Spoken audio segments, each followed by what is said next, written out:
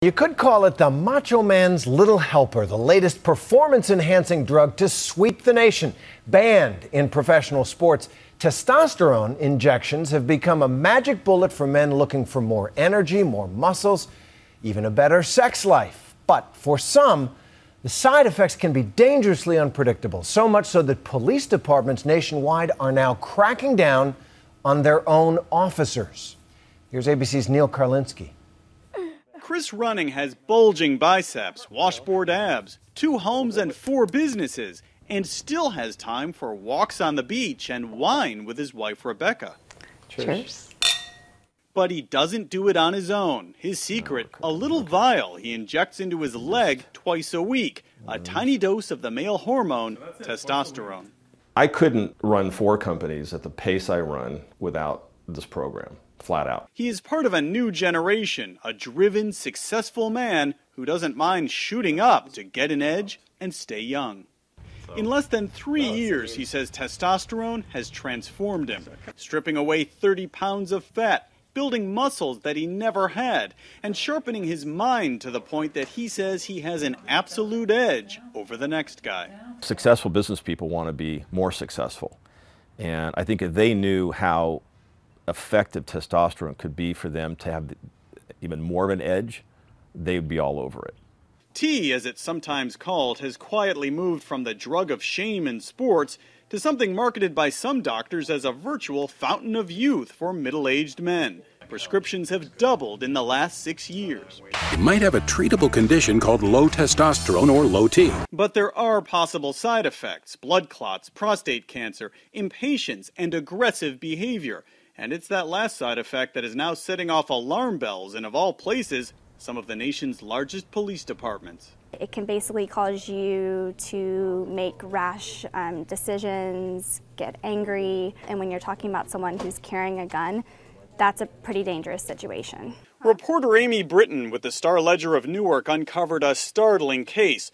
248 police officers and firefighters from 53 agencies tied to a Jersey City physician giving out questionable prescriptions. In his first interview since the scandal, Jersey City Police Chief Thomas Comey says his officers were using testosterone to bulk up. When we looked at it, what we determined was there was a health concern for these officers. We are sanctioned by this government to carry a weapon and potentially use deadly force, so you'd like to make sure that that isn't impacted by a potential increase in aggression. His department is far from alone. We found police departments nationwide which have begun a new series of drug tests, no longer just for marijuana and cocaine, but for testosterone ratios and a variety of steroids.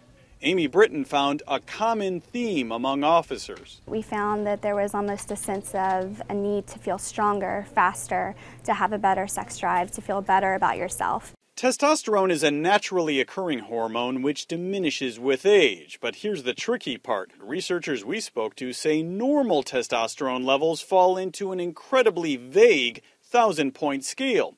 But in many cases, doctors are putting enthusiastic patients near the top end of the scale, a hormone level that may feel good, but with uncertain long-term effects. In San Francisco, Dr. Karin Power is a believer in testosterone. It is bioidentical, which means atom by atom it matches exactly what your body would have made on its own. Doctors who prescribe testosterone say the bad press is unfair, but in a strange way, also driving demand. So in that way, the press that the athletes shine on testosterone ends up driving men into the clinic for various other reasons.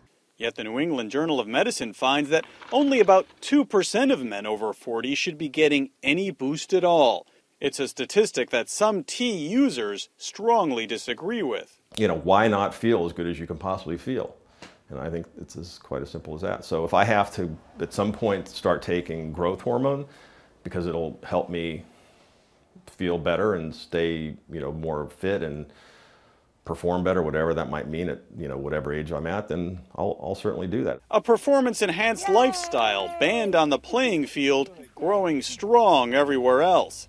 I'm Neil Karlinski for Nightline in San Luis Obispo, California.